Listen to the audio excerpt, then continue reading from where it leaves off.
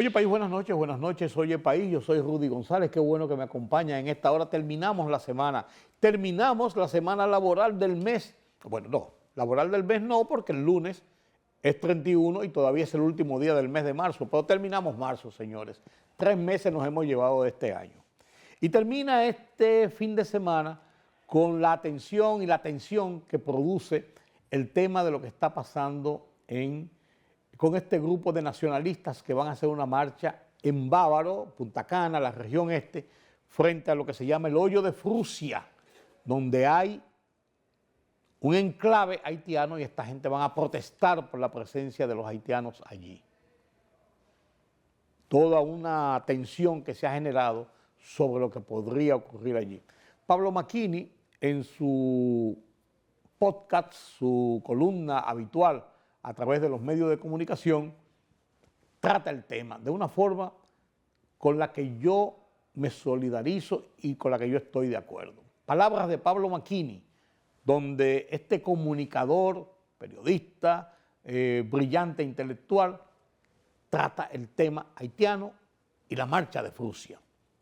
Después de esta presentación, tenemos a Julián Roa analizando el panorama internacional y Carlos Cuello analizando la economía. Veamos.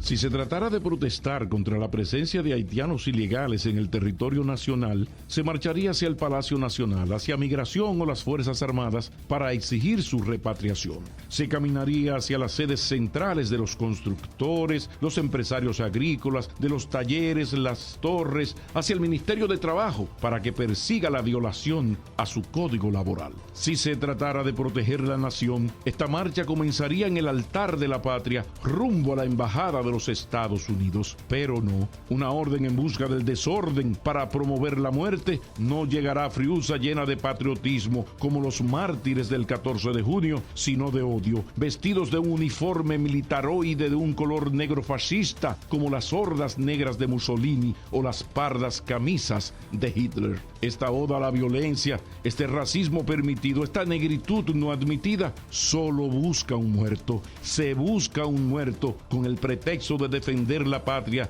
de quien con sus brazos la siembra y la construye. Lo de Friusa no es una protesta, es una incitación a la violencia y a la muerte.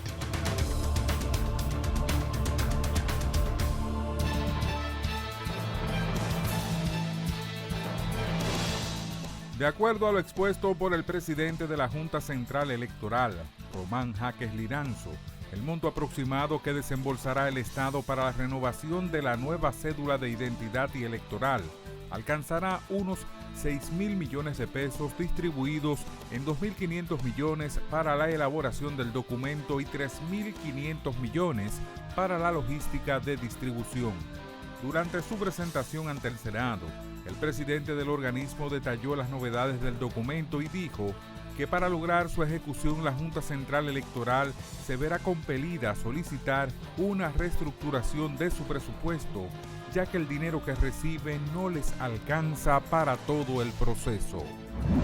A partir del 21 de abril se llevará a cabo la Prueba Internacional de Evaluación de Estudiantes o Prueba PISA por sus siglas en inglés, examen internacional desarrollado por la Organización para la Cooperación y el Desarrollo Económico y que será aplicada por el Instituto Dominicano de Evaluación e Investigación de la Calidad Educativa, IDEICE.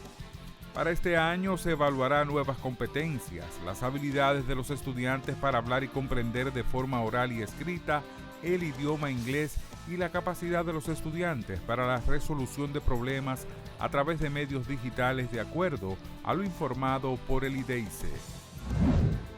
El Banco Central de República Dominicana informa que a partir del martes 1 de abril de 2025 circularán los billetes de 200 pesos año 2024. Estos billetes, cuya fabricación se ordenó mediante licitación pública internacional en abril de 2024, contienen las mismas características de seguridad de los billetes de 200 pesos actualmente en circulación, los cuales mantendrán su fuerza liberatoria para el pago de todas las obligaciones públicas y privadas.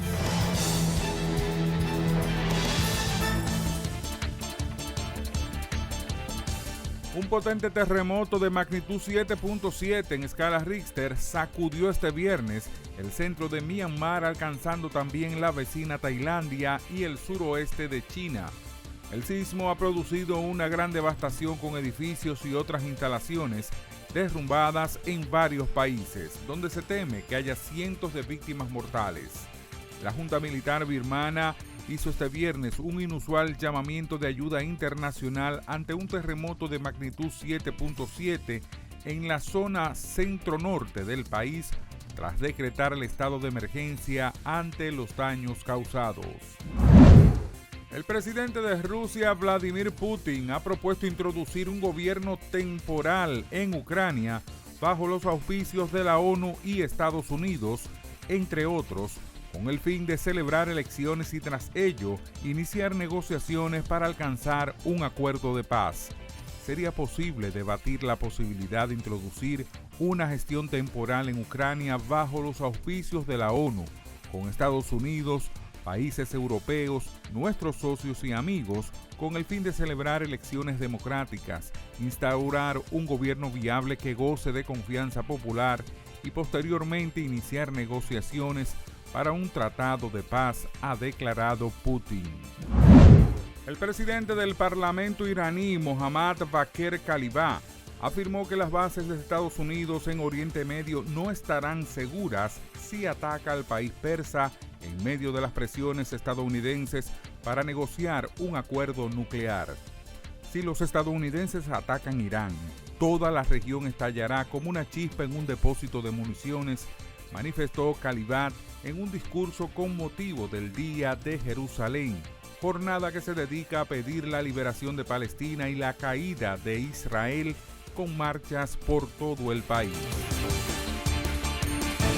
La libertad solo reside en los estados en los que el pueblo tiene el poder absoluto. Por el respeto a los valores democráticos y la dignidad del pueblo dominicano, El Rumbo de la Tarde, plural, objetivo, comprometido siempre con la verdad, con Georgie Rodríguez, Rudy González y Ramón Colombo.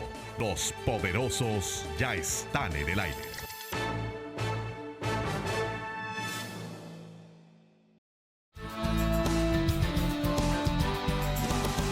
El análisis de la situación política es importante. Y es importante porque a veces uno cree, no, esto pasa en China o pasa en Rusia. Es un lío de los argentinos. Señores, el mundo está interconectado ya. Todo lo que ocurre en cualquier latitud del mundo tiene una incidencia directa o indirecta y a veces determinante para el desarrollo democrático, económico, social incluso, de cualquier otro país, en este caso de República Dominicana, que es uno de los países mejor interconectados de todo el continente. Cerca de Estados Unidos, con muy buenas relaciones con Europa, con Asia, con todo el mundo. Los dominicanos, donde quiera que usted va, usted se encuentra un dominicano, increíblemente. Usted va en el tren de Japón, en el tren bala, y usted está hablando y hay uno que le dice, ¿de dónde tú eres? Por Dios, ya está con facciones japonesas.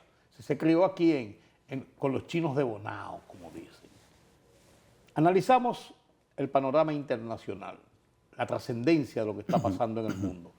Nuestro analista Julián Roa está con nosotros nueva vez. ¿Quién mejor que él para darnos una panorámica de lo que está ocurriendo? El tema Rusia, Ucrania y las negociaciones es el primer tema que yo creo que debemos analizar para poner en contexto Europa, Estados Unidos y todo lo que está pasando en el mundo. Buenas noches, Julián. Buenas noches, don Rudy. Qué bueno que me acompañas. Gracias por su invitación una vez más. ¿Invitación de qué? Si tú compras de aquí, el invitado aquí soy yo hoy. A su tan visto y escuchado programa. Ay, qué cliché. No, pero el invitado soy yo porque el analista y el experto en los temas internacionales eres tú, precisamente. Gracias, gracias. Estas conversaciones que se están dando sobre la base de la iniciativa de Estados Unidos, bien, el propósito que tenga, no importa. El tema es salir de esta guerra ya absurda, diría yo, Así con es. muertos y países patas arriba y tensiones en toda una región. ¿Cómo tú ves estas negociaciones? Las negociaciones para la paz en Europa, fundamentalmente en Ucrania y Rusia, tienen muchas aristas. Estados Unidos vio desangrarse la guerra civil siria durante más de 15 años. no le preocupó. El problema de Estados Unidos, por lo menos sus objetivos no son siempre humanitarios, hay que decirlo. Y sobre todo el presidente Trump, que es un presidente de línea dura. El tema de la guerra no es una de sus sensibilidades, vamos a decir, su aversión a la guerra. Significa que uno de los motivos de buscar el cese al fuego y la eliminación de la guerra entre Rusia e Irán, Rusia y Ucrania, tiene varios objetivos y uno de ellos es eminentemente económico. Y otro de ellos, por supuesto, es eminentemente geopolítico, hay que decirlo. Y hay muchas variables que mencionarle. Por ejemplo, ¿por qué las negociaciones son en Riad, son en Arabia Saudita? Porque es una manera de Estados Unidos y sobre todo una anuencia por parte de Rusia de elevar el liderazgo de este joven y todo lo que es el gobierno saudí, que es la contraposición al gobierno iraní. Dentro del mundo árabe hay dos polos de poder, hay dos grandes centros de influencia, que es Irán para el grupo del chiismo y Arabia Saudita para la mayoría de los musulmanes, para el sunismo. Las negociaciones en Riad tienen como fundamento, de una manera u otra, elevar la categoría del sunismo y sobre todo de Arabia Saudita en lo que podría ser el universo de las negociaciones geopolíticas. Ahora bien, hay otro elemento, por supuesto, y en eso, posiblemente la guerra entre Rusia y Ucrania era una guerra que iba a terminar perdiendo Moscú, aunque usted no lo crea. Ajá. No estoy hablando de una derrota militar, No, pero eso sí de no. una derrota económica. Claro. Estados Unidos era una superpotencia y perdió la guerra de Vietnam. Nadie puede negarlo. No porque Vietnam tuviera fuerza económica o militar para destruir Estados Unidos, sino porque hubo un desgaste, sobre todo en el posicionamiento de la opinión pública norteamericana. Y en el tiempo de la guerra. Igual, eso iba a pasar con Rusia. El ruso iba a terminar gastando, cambiando de posición con relación al tiempo que iba a durar la guerra. Significa que para Vladimir Putin la idea de Donald Trump ha venido a ser una especie de vaso de agua fresca. Y la solución, por supuesto, ha sido en detrimento de Ucrania y de Europa, por supuesto. El que Rusia no salga vencida de esta guerra por desgaste trae como consecuencia una hegemonía rusa, mejor imagen para ellos y mayor temor para Europa. ¿Qué se negocia en Riad? ¿Qué se negocia en Arabia Saudita? Una línea fronteriza entre Rusia y Ucrania. Pero si esa línea existía de los años 45, ¿por qué quiere trazarse ahora? Bueno, porque innegablemente parte de los territorios ucranianos ya están ocupados por la Federación Rusa. Ya han sido secesionados. Ya toda esa zona del Donbass, el sureste de Ucrania, ya se ha declarado parte de la Federación Rusa. Entonces, trazar una nueva línea fronteriza significa que Estados Unidos entiende que va a ceder esos territorios en favor de Rusia. Sin embargo, ¿cómo esto está incidiendo en Europa? En toda la situación de Europa. Para Europa es extremadamente alarmante. No solamente porque Ucrania perdería esos territorios, sino porque Rusia se convertiría en la gran amenaza para cualquiera de los países limítrofes en Europa. Si fue a Ucrania, ¿por qué no será Polonia? ¿O por qué no será Hungría? ¿O por qué no será Finlandia? ¿O a Suecia? O, por ejemplo, uno de los países que estaba en la posible entrada de la OTAN, Armenia. En pocas palabras, el poderío y la imagen rusa se fortalece con Donald Trump. ¿Y por qué entonces? ¿Y qué cambia? ¿Qué le cambia? ¿Cuál es el qui pro quo, como dirían los analistas internacionales? ¿Qué le cambia a cambio Rusia a Estados Unidos? Bueno, parte de la reconstrucción de Ucrania va a ser con inversiones norteamericanas. El caso de la tierra rara, por supuesto. Y algo que comienza a verse por primera vez es una especie de reasentamiento de los límites de influencia de ambas potencias. El caso de Groenlandia no es un invento. Posiblemente el cambio con Ucrania sea la obtención de Groenlandia por parte de Estados Unidos. Por cualquiera de las vías. Podría ser una vía militar, pero podría ser una vía negociada. Y al final podría ser una vía de influencia. De manera tal que Dinamarca no tenga al final que ceder en ese posible acuerdo de Estados Unidos con Groenlandia. Pero hizo Europa lo posible para evitar la guerra o, una vez la guerra, desarrollándose, tratar de solucionarla y no tener que esperar que Donald Trump volviera al poder Claro. y lo tuviera como uno de sus objetivos. Acuérdense que la guerra rusa-ucraniana no comienza hace 3 años. Por eso digo, Comienza evitarla. desde antes. Claro. Inclusive aquellos famosos acuerdos de Minsk del 2012-2013 buscaban llegar a un acuerdo para evitar la guerra. Ucrania tuvo un presidente que se llamó Víctor Yanukovych, populista por demás, y logró encarnar en Ucrania el sentimiento de que Ucrania formara parte de la Unión Europea y de que Ucrania formara parte de la OTAN. Para Rusia eso era inaceptable. Y entonces comienza esa parte, esos movimientos secesionistas que hoy en día ya son un resultado. Al final los acuerdos de Minsk que se lograron fue de que Ucrania prometía no entrar a la Unión Europea y que Ucrania prometía no formar parte de la OTAN. Al final, inclusive se hace un referéndum para ambas cosas y se aprueba ambas cosas. Yanukovych termina en Moscú, por supuesto. Significa que la idea europea era, de una manera u otra, le hacía bien el que Ucrania mirara hacia Europa y no hacia Rusia.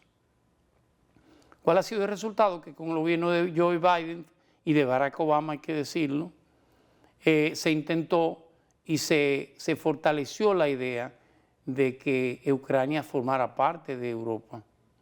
Y hubo cuando se inicia la guerra con Moscú, los aportes de Europa a Ucrania son de cientos de miles de millones de dólares, igual que Biden con Estados Unidos, que son lo que hoy día Donald Trump plantea, el cobro con las tierras raras. Los 350.000 millones que inclusive se habla de la posible entrega de las plantas nucleares ucranianas. Por eso habla del quid pro quo, de qué va a obtener Rusia. Ya va a obtener un nuevo territorio y un nivel de influencia, y qué va a obtener Estados Unidos. La que no entra en la variable ahí de qué va a obtener es, por supuesto, Europa.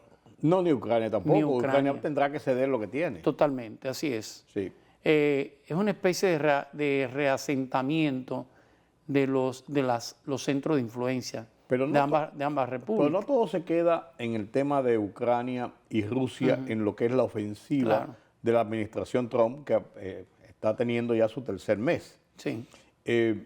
O sea, tiene 2 meses en el poder, entra en su tercer mes. Parecen 4 años. Pues parece mucho tiempo. Esa es la verdad.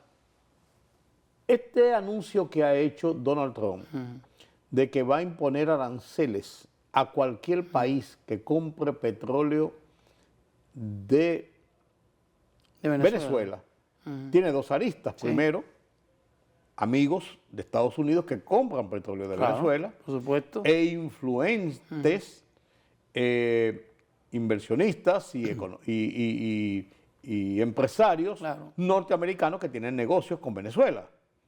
Entonces yo me pregunto, esto tiene desde ese punto de vista, pero yo me pregunto, ¿y si por ejemplo la India que compra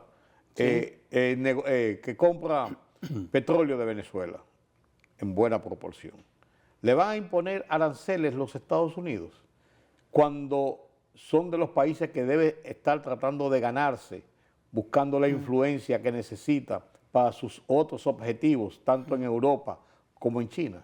Una pregunta así que me surge. El empresario Donald Trump, para hablar de su hoja de vida, se ha manejado siempre sobre la base de la presión, de la amenaza. En su presidencia actualmente amenaza mucho, pero ejecuta poco. Todos los días. Con excepción de su política migratoria que ha venido ejecutando, su política de colocación de aranceles ha sido más amenaza que ejecución.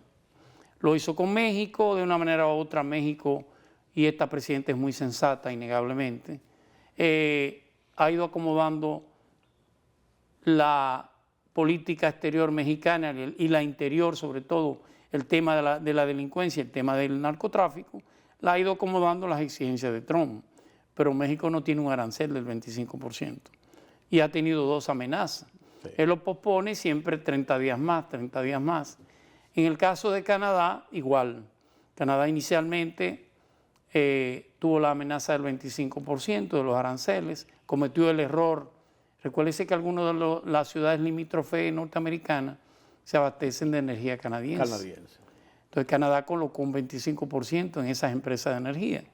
Al final tuvo que retirarlo, por supuesto, Trump amenazó con un 100% de una elevación de los aranceles. Y con Europa ha pasado igual. Trump sabe cómo manejar la política exterior en base a amenazas. Hasta ahora ejecuta poco, pero las amenazas usted no sabe cuáles son reales y cuáles no. Esa es la verdad. Claro, claro. En el caso de Venezuela, Venezuela sube bajo un gobierno ilegítimo e ilegal, innegablemente. América Latina, a instancia de Washington, muchos de los países se pronunciaron contra Venezuela, incluyendo la República Dominicana. Sin embargo, al final el gran socio, el gran aliado en la política exterior venezolana ha sido Estados Unidos. El tema de la CISCO, de la empresa petrolera, siguen siendo amenazas, pero hasta ahora sus operaciones siguen en todo el territorio norteamericano. ¿Qué sí ha cumplido Venezuela? Venezuela ha disminuido al mínimo el abastecimiento a Cuba. Cuba es la gran víctima de la política. Ahí están los apagones. Claro. No es un tema de plantas ni de plantas dañadas, es un tema de abastecimiento. Claro. Y el abastecimiento es Petrocaribe, que con el gobierno de Maduro de Chávez y ahora con Maduro se fortalece. Significa que habría que ver cómo se implementa, por ejemplo, con la India o con muchos países europeos, por ejemplo, los cuales son suplidores de Venezuela. Pero el primer suplidor de Venezuela, el primer comercializador es Estados Unidos. Claro. Y él no ha hablado de eliminar ese tipo de política. Habría que ver realmente qué es una amenaza y qué son ejecutorias. Donde no hay una amenaza y sí ejecutorias es en Haití. La situación sigue muy grave. Cuando uno pensó que podía comenzar la presencia de las tropas en Haití, la búsqueda de financiamiento, de conformar un gobierno con el Consejo Presidencial, con un primer ministro que forma gobierno, como que se veía que esto se podía armonizar y una baja en un momento determinado de las acciones de las bandas, vemos que hay un recrudecimiento de esta situación. Haití es una especie de anomia internacional. La comunidad internacional perdió la fe en Haití. No solamente los haitianos perdieron la fe en Haití, la comunidad internacional. Hasta el nivel que le ha permitido a esos grupos delincuenciales, que son grupos sin mayor incidencia en Haití, que no sea ser mandadero de políticos en el exterior de Haití, le han permitido hacerlo todo, empresarios, claro. De hecho, esos grupos fueron paramilitares contratados por empresarios haitianos. Claro, claro. Al final terminaron mordiendo a sus propios amos, hay que decirlo, en una gran mayoría. Hubo una intención de que parte de la comunidad creara una fuerza multinacional de pacificación de Haití, y usted busca el resultado y apenas son menos de 1.000 kenianos. Sí. Y alrededor de 200, menos de 200 de las islas del Caribe. ¿Cómo usted pacifica con menos de 1.000 personas un territorio como Haití? Y por supuesto Haití no tiene gobierno desde la muerte de Moïse, de Jovenel Moïse. Usted dirá, bueno, hay un Consejo de Estado, pero ese Consejo de Estado se pelea todos los días. Claro. Y tiene un presidente transitorio cada tres meses. Eso, Haití, la comunidad internacional lo ha dejado a la deriva. ¿Cuál es el resultado? No lo sé. ¿Cuál va a ser la víctima de ese desorden? República Dominicana. Los haitianos no se van a tirar al mar. De hecho, lo decía Balaguer. El gobierno ¿Qué de hacemos? ¿Lo empujamos al mar? Claro. El gobierno de Donald Trump acaba de anular el TPS que apoyaba a los inmigrantes haitianos, que se le había dado una especie de permiso temporal. Después de la muerte de Moïse. Un estatus temporal después de la muerte de Moïse. Eso se han eliminado. Estamos hablando de cerca de 100.000, 200.000 haitianos que van a terminar en territorio haitiano, uno de ellos. Y otra parte en las islas del Caribe, una parte en la República Dominicana, por supuesto. Es una amenaza para la República Dominicana la inestabilidad en Haití. Y la comunidad internacional, la verdad, que no está en eso. Pero ahí vemos a Marco Rubio, que volvió al Caribe en esta semana y se fue precisamente a la reunión del CARICOM. Así es. Donde Haití tiene un papel importante, por lo menos dialéctico, vamos a decirlo así. Sí. Pero de hecho no representa nada para el CARICOM, pero sí lo usan para sus presiones y para su intento de decir que están integrados realmente en una comunidad. Pero no vimos ningún resultado de esta visita. Absolutamente. De hecho, el organismo regional que debe tratar la crisis haitiana y la ha tratado es la Comisión Permanente del Consejo de Seguridad la Comisión Permanente de la Organización de Estados Americanos. Lo ha tratado el Consejo de Seguridad de Naciones Unidas, pero en los últimos tiempos lo ha tratado la OEA. ¿Cuál ha sido el resultado? Ninguno. De hecho, las Islas del Caribe, apenas unas o dos, ha enviado una especie de agentes de protocolo de representación a Haití. Significa que ni el propio CARICOM está interesado en una solución a la crisis haitiana, lo cual es una amenaza para la República Dominicana, innegablemente. Claro que sí. Mira, no puedo dejar de tocar el tema de lo que está pasando en Brasil con el juicio a Bolsonaro. Sí. Y lo toco porque parece una constante en América Latina, a la salida de los presidentes y aún estando en ejercicio algunos de ellos, de la persecución a los presidentes. Una cosa que aquí en República Dominicana, por ejemplo, Gracias a Dios. No se ha llevado nunca a ese nivel. Así es. Por razón justificada o sin razón justificada, no se sabe. Incluso un expresidente, que es Hipólito Mejía, tiene la tesis de que a los presidentes, a los sean presidentes no se les toca. Él es el presidente y no quiere que lo toque, diría yo. Pero es una tesis. Sin embargo, en América Latina esto lo vemos todos los días. Así y es. ahora este juicio a Bolsonaro podría, a decir de muchos, si bien es cierto que Lula ha recuperado gran parte de su popularidad en Haití, Bolsonaro está en un estado de decadencia, esto podría reactivar situaciones internas en Haití. Mire, Brasil. La política latinoamericana, la sociedad latinoamericana es como el clima. El día más soleado llueve. Sí, señor. Así mismo se maneja la sociedad latinoamericana en sentido general. Y por supuesto, los que gobiernan la sociedad latinoamericana lo manejan sobre ese nivel de incertidumbre. Si a usted se le ocurriera juzgar las actuaciones presidenciales de cualquier presidente latinoamericano, va a encontrar delitos de procedimientos o de fondo, porque se improvisa todos los días y usted tiene que buscar soluciones al margen de la ley, muchas de ellas. No significa que un presidente quiera violar la ley. Le estoy diciendo la ley de la necesidad y de la improvisación. Eso es, además del péndulo político.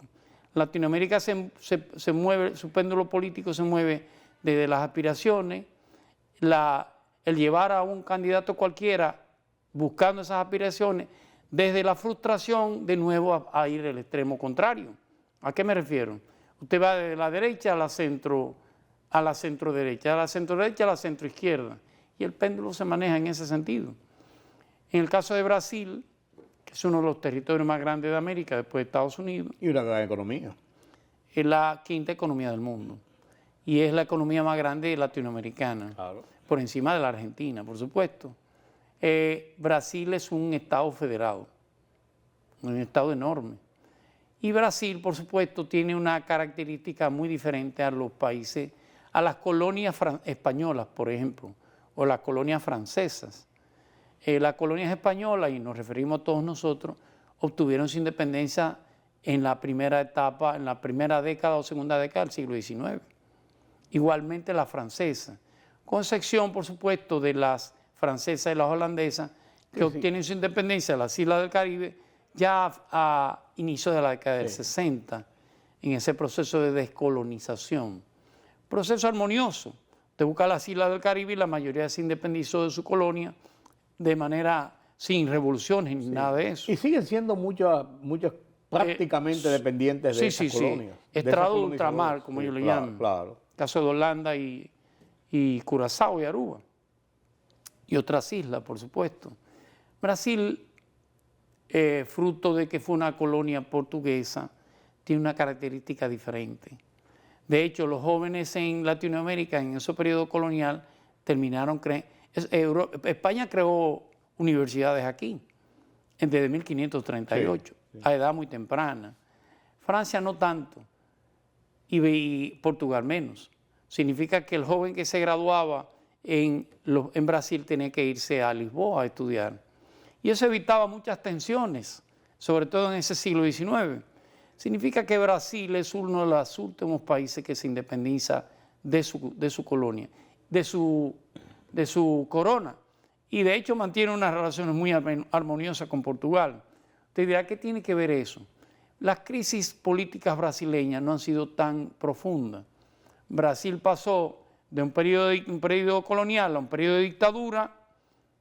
Brasil tuvo un rey, para que usted tenga una idea, la famosa Casa Braganza.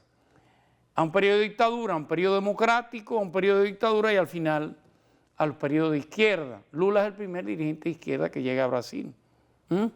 Y llega después de un periodo de la crisis económica, que es el famoso, ¿cómo se llamaba? Efecto Samba, la economía, la quiebra del Samba. Pero Lula saca a Brasil, saca alrededor de 30 millones de brasileños de la línea de pobreza. No pudo, por supuesto, después de 2 periodos, más 2 periodos de Dilma Rousseff, de casi 20 años de poder exactamente. Al final hay un desgaste de esa reivindicación y entonces Brasil gira a la derecha. Por supuesto, en esto tiene que ver... Se fue a la derecha extrema. Extrema. Por eso pero el nuevo Lula es un centro-izquierda, ya no es una izquierda. Sí. Igualmente pasa con algunos de los que volvieron en el poder latinoamericano. Con Lula terminó en el ostracismo de Brasil. El juicio político a Dilma Rousseff, por supuesto, y la persecución criminal contra Luis Ignacio Lula da Silva. Y su gente. Todo su gobierno. La acusación a Lula da Silva que había comprado un apartamento en la playa, que era un soborno de un ingeniero constructor, que dijo en un interrogatorio que ese apartamento era para Lula. Sí, pero que nunca habían papeles para Lula. No, nunca. Al final, por supuesto, todo ese andamiaje, ese montaje. Hay una película que yo les recomiendo, se llama El Mecanismo. No digo que no hubiera corrupción en Brasil, claro que sí. Al final, por supuesto, llega Bolsonaro con la plena derecha y pasamos el péndulo hacia la derecha. Un gobierno eminentemente desastroso. Hace de nuevo el regreso de Luis Ignacio Lula da Silva. Este termina sus 5 minutos de fama con la idea de tratar de, y él fue uno de los motivadores, no lo digo yo, ya lo dijo la Suprema Federal, del golpe, del evitar el que Luis Ignacio Lula da Silva seguramente. Ahora tiene un caso ya criminal de violación del orden público. Y no le va a ir bien, parece. No, es muy posible que sea condenado. Sí. Es muy posible. Quizás no los 30 años que se está pidiendo, pero sí dicen los expertos que va a ser condenado. Son los 5 minutos de fama cuando se viola la ley. Así es. Espere el caso de Nayib Bukele en algunos años. Terminará igual. Finalmente, y no puedo dejar de tocarlo, aunque ya tenemos el tiempo encima, el tema de Israel, Gaza y este conflicto que tampoco termina de tener una visión de hacia dónde va. Bueno, mire, ha sucedido algo interesante que yo me preguntaba siempre, aunque tenía la respuesta, y fue una protesta en la Franja de Gaza por los palestinos. Los gazaríes protestaron contra Hamas, porque los gazaríes están secuestrados por el grupo Hamas. Y están pagando las consecuencias. Y pagan las consecuencias en su territorio. De hecho, esos atentados de octubre, el 5 de octubre del año pasado, han dado como resultado todo esto. ¿Ha sido positivo para Gaza los atentados del 5 de octubre? Claro que no. Claro que no. Más de 50.000 muertos. Y por supuesto, más de 1.000 muertos en Israel y cerca de 500 personas secuestradas. Todavía quedan alrededor de 80. Por primera vez, los habitantes de Gaza protestan contra Hamas. Quizá no sea pro-Israel, pero la verdad es que no pueden seguir siendo víctimas de un grupo minoritario que independientemente... Son el jamón del sándwich. De las razones que tengan, han masacrado ese pueblo. El jamón del sándwich. Usted dirá, Israel no debió actuar con la intensidad que lo ha hecho, posiblemente. Pero a Israel usted ha matado a sus ciudadanos, le ha secuestrado otra parte. Y la provocación se la hicieron a Se ellos. llegó a una negociación en Arabia Saudita, en Qatar, para un cese al fuego. Se comenzaron a entregar los rehenes. Los rehenes. Sin embargo, en una de las entregas de los rehenes se hizo toda una manifestación. Se entregó una mujer muerta y un niño muerto. Eso, por supuesto, que generó una indignación tremenda en Israel. Claro. ¿Cuál es el resultado? Bueno, que se ha roto el cese al fuego y Israel ha vuelto a atacar. ¿Israel debe hacerlo? Bueno, debe buscarse una solución a eso, por supuesto. Y Hamas no es el grupo que la va a buscar. Ojalá que se consiga una solución que pacifique la Franja de Gaza. ¿Jamás se ha reorganizado o siguen desbandadas? Siguen desbandadas, pero Hamas tiene un apoyo de Irán en términos de financiamiento. Los militantes Hamas no solamente están en Gaza, están en Egipto, están en Jordania, están en el Líbano, sobre todo en el sur del Líbano. Y hay especies de corredores, de los cuales van de un lado al otro. Hamas es una excusa de Irán. Mientras se permanezca la guerra en Gaza y en el Líbano, Irán va a poder seguir desarrollando su programa nuclear, que al final es lo que busca. Cualquier tipo de evento que le genere cualquier ruido va a hacer, sobre todo Estados Unidos e Israel, mire menos hacia lo que es el desarrollo de su política nuclear. Que no es cierto que es una política para el desarrollo de energía limpia, es una política para militar. La creación, sí, claro, con objetivo de la creación de armas nucleares, a lo cual podría tener derecho, como lo tuvo Israel. Sí. Pero esa es parte de su, al final es la excusa de Hamas, es una especie de alfil de las intenciones iraníes. Gracias, don Julián, por este análisis que hemos hecho alrededor del mundo, diría yo, porque fuimos hasta Rusia, bajamos a Brasil, le dimos la vuelta por Haití, terminamos en Israel de nuevo y hasta por el Caribe paseamos un poco. Gracias de nuevo, don Julián. Usted perdóneme el segundo. Va a ver al comentarista Carlos Cuello, ¿no verdad? Sí. Por favor, dígale que no me mande esos chistes, que no lo haga. Es que él es Que incorregible. respete mi amistad con él. Él es incorregible. Bueno. Él dice que eso afianza la amistad con usted porque cuando usted lo ve, se sotorríe diciendo qué malos son. Me recuerdo de su mamá, con mayor respeto. Gracias amigos por estar con nosotros en este conversatorio con Julián Roa, analizando la política internacional, la política mundial. Hora de la pausa.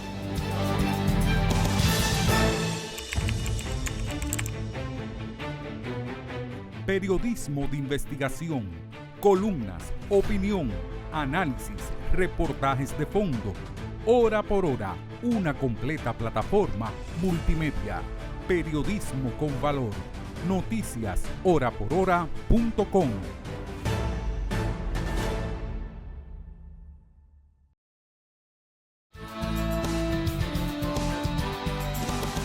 Gracias por continuar con nosotros aquí en Oye País. Conversamos con Carlos Cuello, analizamos la economía nacional, la economía internacional. La Reserva Federal mantiene las cosas más o menos igual, la República Dominicana mantiene las cosas más o menos igual en torno a lo de la tasa de política monetaria, pero el dólar sigue subiendo en República Dominicana y el presidente no ve que esto sea un gran problema.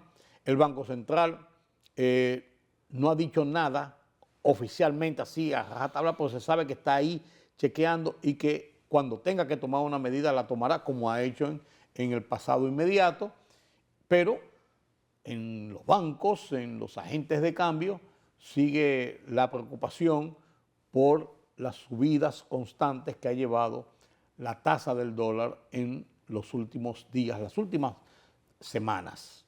Carlos Cuello analiza este tema con la pregunta directa: ¿qué está pasando todavía con la tasa del dólar? ¿Se controlará? ¿Bajará? ¿Continuará? Motivos, si los tiene. Buenas noches, don Carlos. Buenas noches, don Rudy. La realidad es que ahora mismo está subiendo. Sí. Ya rebasó la barrera del 63. Sí, hace rato. Apenas entramos en el 60. O sea que lleva más de un 3% de depreciación, más de un 1% mensual promedio. Sí. Ya está concluyendo el primer trimestre del año, 31 de marzo, ¿no? Y lo que se esperaba era que estas alzas fueran coyunturales, Claro. con motivo de la reposición de inventario. Que ocurre en los 3 primeros meses. Exacto, quizá la afluencia no necesariamente cuando más esté en su mejor momento, me refiero a la oferta, ¿no? Correcto. Pero la realidad es que sigue subiendo y lo peor del caso es que las expectativas ahora mismo, claro, cuando hay estos escenarios la gente se hace la idea de que en el futuro seguirá subiendo. Sí. Porque como ya hemos dicho en otras ocasiones, el hecho de que esté inestable hace pensar que la volatilidad puede llevarnos a un escenario no definido. El Banco Central dispone de reservas, ahora mismo no la más alta, hay que destacarlo, porque el Banco Central ha manejado reservas por encima de los 16.000 millones. Y algunos sectores incluso han hecho llamado al Banco Central para que utilice esa reserva para apoyar el tipo de cambio. Ya el año pasado lo hizo, ¿no? Aparentemente el Banco Central está dando tiempo al tiempo, ¿no? Para ver qué sucede ya agotado este primer trimestre, porque no se trata solamente de colocar reservas. De lo que se trata aquí es de que en una política monetaria, digamos que armonizada, ¿no? Lo que tú hagas con el tipo de cambio para apuntalarlo también te puede incidir en lo que es el crecimiento, el dinamismo de la economía. No te distorsiona otras áreas, o sea, Claro. es como tapar una brecha y que te explote por otro lado. Es así, porque es vaso comunicante. Sí. Cuando tú inyectas dólares a la economía, estás retirando peso también. Y en la medida en que tú retiras peso, eso tiene un equivalente a una política monetaria restrictiva en cierta medida, ¿no? Y eso no es lo que se quiere, porque ya tuvimos un primer mes con un crecimiento interanual por debajo de un 3, ¿no? Y aspiramos a crecer a un 4.5 este año. Entonces, el Banco Central tampoco quiere inyectar reservas, quitarle dinamismo a la economía, porque ese sería el efecto no deseado. Hay algunos pronósticos en el sentido de que podría cerrar el año incluso con un tipo de cambio hasta del 70-1. Sí. Hay economistas que ya han pronosticado que eso podría ocurrir. Ser. ¿Qué podría ocurrir? Claro. Podría ocurrir. Pero el Banco Central dispone de mecanismos para poder contrarrestar esos pronósticos. Eso está Pero claro, como ¿no? tú dices, no. viendo los efectos colaterales que esto podría producir en otros renglones de la economía. Eso es indiscutible. Primero, podría producir una política, una restricción en lo que es el circulante, alzas en los tipos de interés, problemas de inflación, que de hecho como quiera va a rebrotar como consecuencia de los tipos de cambio. Claro. O sea, el tipo de cambio, por así decirlo, Carlos, signa sí, toda la economía, por sí, así decirlo. Por eso hay que ser muy cauteloso. Sí. Y es lo que yo creo que el Banco Central está haciendo, tomando su tiempo, ¿no? Porque ya en otras ocasiones hemos tenido en periodos similares, inicio del año, este tipo de comportamiento. Y después incluso se ha logrado reducir. Eso ya lo hemos vivido. Después de la pandemia, tú recuerdas, no solamente se logró estabilizar, sino que se logró una apreciación de más de un 5%. Y se mantuvo por mucho tiempo, que no fue una cosa momentánea. Claro, de todos modos, ahora mismo hay preocupación, hay restricción en la oferta. Se dice que para ciertas cantidades hay que ponerse en turno. Y todo eso manda señales de preocupación y de inestabilidad a lo que es el sistema, el mercado cambiario. Vamos a ver qué pasa ya una vez concluya este trimestre, ¿no? Y la verdad es que yo pienso que sí, que el Banco Central tendrá que actuar a partir del mes que viene, ¿no? Para contrarrestar ese efecto. No, quizás no va a inyectar la cantidad necesaria para el déficit que puede haber entre la oferta y la demanda, una demanda que se podría estar incrementando como consecuencia. Por el mismo temor, claro, de que sigan las alzas. Claro. Pues a lo mejor lo que hace el Banco Central, pienso yo, estamos elucubrando aquí, claro, tú eres que sabes más de esto, quizás es frenar el alza y entonces comenzar a buscar niveles aceptables en la economía. Es que es lo primero que tú tienes que hacer. Frenar. Estabilizar, sí, exacto. Para entonces ya restablecer la confianza, porque es que la pérdida de confianza en sí va a presionar más a la demanda. Definitivamente, claro. Claro, y mira, las empresas que tienen deuda en dólares tienen razón para estar preocupados. ¿Tú te imaginas que tú tienes una deuda ahora de 100 millones y que de repente al 60-1, ¿no? Y de repente te sube al 70, óyeme, sí, es una alza. Sí, claro, estamos hablando de que en vez de ser 60 millones de pesos, si tú tienes 100 millones de dólares, son 70. Entonces serían 70, o sea, estamos hablando de sumas considerables. Es cierto. Quizás para ti, para mí, que vamos a pagar una tarjeta de $500 que se consumió el mes pasado, todo eso signifique 300 pesos, 400 pesos, pero cuando tú estás hablando de grandes volúmenes, Estamos hablando de millones también. Claro, es cierto que las tasas de interés de los préstamos en dólares son más moderadas, Sí, claro. son mucho menores, claro, Claro, está, claro. precisamente por el riesgo cambiario. Tú no tienes riesgo cambiario cuando estás manejando una deuda en dólares, pero de repente la gente evaluará entre endeudarse en dólares o en pesos. Voy a pagar una tasa más alta en pesos, eso es verdad, pero no voy a tener riesgo cambiario. No, la incertidumbre de saber a cómo va a llegar y a final de cuentas puede resultar más cara la sal que el chivo. Claro, cuando tú tienes estabilidad cambiaria, como hemos tenido nosotros en los últimos tiempos, la gente se endeuda en dólares. Sí. Sí. Pero cuando se presentan coyunturas como esta, entonces el panorama es Diferente. diferente, Es diferente. ¿no? Sí, sí. Muy diferente. O sea, Mira, ahora mismo podría haber gente pensando en cambiar su deuda en dólares A por peso. Sí. Mira, el presidente Luis Abinader habló del tema precisamente en el almuerzo de la Cámara Americana de Comercio esta semana y mencionó ese y otras cosas. Sí, él se refirió a ese punto. Fue un discurso muy amplio. Sí. Muy amplio. Económico, porque estaba ante un... Era un escenario empresarial, sí, el claro. más alto nivel de los sectores empresariales del país, ¿no? Y él ahí hizo algunas precisiones sobre las expectativas de la economía dominicana. El título de la ponencia fue La República Dominicana en el contexto de las nuevas tendencias del comercio mundial. Destacó el crecimiento de la economía, obviamente, para el año pasado, un 5, y la proyección las para este proyecciones año. para este año, que siguen manteniéndose en torno a un 4.5, ¿no?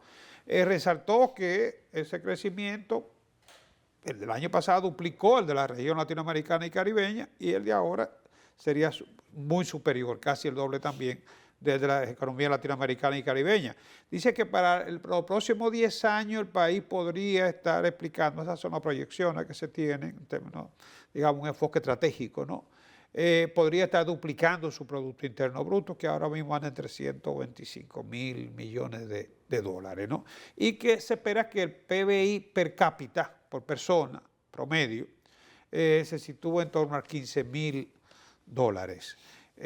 También se refirió a la inversión extranjera directa, que este año fue de 4.512 millones de dólares y que llevamos 3 años creciendo por encima de un 4% en lo que es la recepción de inversión extranjera directa, esperándose para este año unos 4.700 millones de dólares en inversión extranjera directa, que no solamente son cifras en volumen de dólares, sino también confianza, que es lo que busca la inversión. Sí. Y un dato muy importante de la inversión extranjera que él enfatizó también aquí, ya lo hemos comentado también nosotros en otras ocasiones, es que la inversión extranjera directa ahora mismo está cubriendo un déficit alrededor de un 3%. Los déficits son gemelos, el del sector externo y el del presupuesto, ¿no? Interno. Pero que ese déficit del sector externo se está cubriendo con inversión extranjera directa, ¿no? En lo que se refiere a la creación de empleo, sí que se han creado más de 165 mil nuevos empleos formales y que la tasa de desempleo está ahora mismo en un 4.8, el nivel más bajo históricamente, ¿no? La reducción de la pobreza, que de 23 pasó a 18.98, y los salarios que, según el presidente, se han mejorado del 2018 acá, los salarios reales se han incrementado en un 38.1%. O sea, son datos que resaltan la fortaleza de la economía dominicana, pero sobre todo la confianza, la estabilidad macroeconómica, el clima de estabilidad social, político, todo eso conforman un paquete, ¿no?, que es fundamental para que nosotros podamos mantener ese ritmo de crecimiento que hasta ahora hemos logrado. Qué bueno presentar un paquete completo, porque cuando tú ves sectorizado, por ejemplo, en los temas de la economía, una cosa por aquí, una cosa por allí, te puede dar un panorama irreal de lo que está ocurriendo. Y en este caso, no cabe duda de que el paquete conforma una toma de medidas coherentes hacia un fin determinado.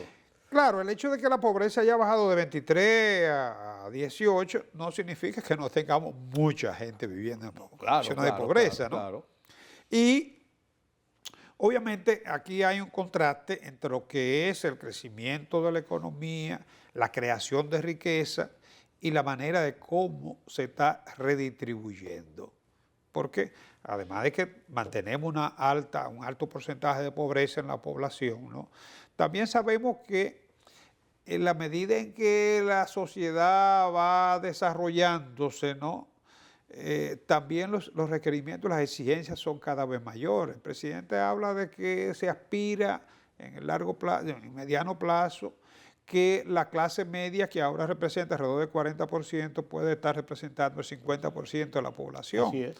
Para eso necesitamos, además de la creación de riqueza, ¿no?, un mejor mecanismo de redistribución del ingreso. Eso es correcto.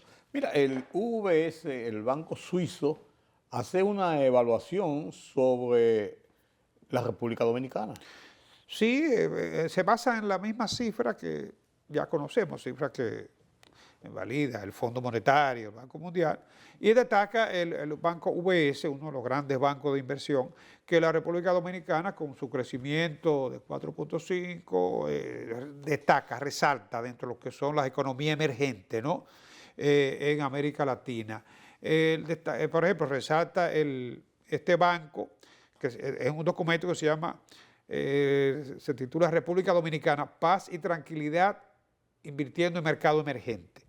O sea, fíjate que dentro de lo que son los mercados emergentes, el Banco UBS resalta que los títulos dominicanos son de los pocos que han reflejado un crecimiento positivo comparado con lo que es la tasa libre de riesgo, ¿no?, dentro de lo que son, digamos, los títulos de la región, ¿no? Eso yo creo que es un dato muy importante, pero hace énfasis en la solidez, en la estabilidad de la economía dominicana. Esto tú lo combinas con lo que son los informes de la calificadora de riesgo y obviamente que favorece lo que es la confianza en los mercados internacionales. Cuando la República Dominicana va a colocar su título de deuda, fíjate que encuentra aceptación casi inmediata. Lamentablemente nos hemos ido por ahí, por el lado más fácil para financiar lo que son nuestros déficits, ¿no? Pero ya comentábamos antes, ¿no?, de que no es la vía más sana. Ahora, confianza todavía mantenemos, y eso yo creo que es muy importante. Él destaca que el año pasado, por ejemplo, República Dominicana fue de las pocas economías emergentes que tuvo superávit primario. Así es. Eso es antes de pagar los intereses de la deuda. Pero lo tuvo al final, que es lo importante. Exacto. Y también el dato de que la deuda como porcentaje del PBI, que también lo mencionó el presidente en la Cámara Americana, se ha reducido del 60 al 57% ese coeficiente. Repito que no significa que no debemos menos, debemos y tenemos que endeudarnos entre 3.500 y 4.000 millones de dólares todos los años para cubrir el déficit, pero el producto está creciendo por encima de lo que es. Y se va equilibrando. Exacto, ese coeficiente baja, pero ojo, debemos más. Eso es así. Y tenemos que pagar más intereses mientras más deuda tengamos. Claro, claro, eso no nos despinta a nadie. Y mientras más riesgosa sea la economía, también mayor será la tasa de interés que vamos a tener que pagar para hacer atractivos los títulos. O si no, no conseguimos préstamos. Claro. ¿Qué dice la encuesta Endesa de los hogares dominicanos? Mira, esta encuesta es muy importante, Endesa, porque en este caso recoge las condiciones, la situación de los hogares dominicanos, la vivienda, ¿no? Más bien, ¿no? Una muestra de 10.000 encuestados, ¿no? Se hizo para el año pasado. Y aquí hay un dato que me llamó mucho la atención, que 48.9% de la familia no tiene casa propia en República Dominicana, o sea, casi la mitad. ¿Cuánto? 48.9% de la familia no tiene casa propia. Hay aquí un 5.6% que depende de algún pariente. Eso aquí a ciertos niveles. El pariente tiene una casa aquí, entonces el otro. Eso te explica el tumulto que se da muchas veces. Pero propia, casa propia, 48.9 no tiene casa propia. Y mira que hay planes de viviendas de todos los años, de todos los tiempos, de todos los gobiernos, Eso no se ha detenido nunca, pero con todo y eso no se ha podido superar ese déficit. El déficit de vivienda es muy alto en nuestro país, ¿no? Y con los problemas de las tasas de interés al alza. Sí, eso lo complica más. Y las alzas también de los precios. Sí, claro. Es obvio que en la zona urbana el número de personas que vive alquilado es mucho mayor que en la zona rural, porque en la zona rural son soluciones habitacionales, más que vivienda con los requisitos que debe llenarse. Por ejemplo, en la zona urbana todavía, en la zona rural todavía, alrededor del 20% no tiene instalaciones sanitarias. No, y tienen piso de tierra. Sí. La energía dice que entre 20 y 24 horas recibe energía, el 80% de la población. Yo creo que eso es un buen dato, ¿no? Pero hay mucho todavía, hay un camino largo todavía por recorrer en materia de lo que es la vivienda, soluciones habitacionales. Los servicios. ¿No? Y como te decía, se logró mucho avance en materia de adquisición de vivienda propia con el sistema de ahorro y préstamo. Sí. Y la inyección de dinero del Banco Central para la construcción específicamente de viviendas, para la principalmente de bajo vivienda, costo. Sí. Pero aquí yo creo que lo que está haciendo más daño a esto es la tasa de interés y por supuesto los salarios, porque cuando tú tomas nota del promedio de los salarios de una familia, el margen que tiene disponible para la vivienda es muy limitado. Muy limitado, eso es así. Bueno, don Carlos, gracias por sus comentarios sobre la situación de la economía. Nos vemos el mes que viene. Si Dios así nos lo permite. El mes que viene nos veremos. Vamos a ver qué de nuevo podemos ver. Ya habrá terminado el primer trimestre del año y ya tendremos quizás algunas informaciones preliminares de cómo concluyó esta primera etapa. Así es. Gracias a ustedes por acompañarme en este conversatorio con Carlos Cuello. Hemos analizado la situación de la economía en República Dominicana, como cada semana aquí en Color Visión. Esto es Oye País, yo soy Rudy González. Pasen un feliz resto de la noche.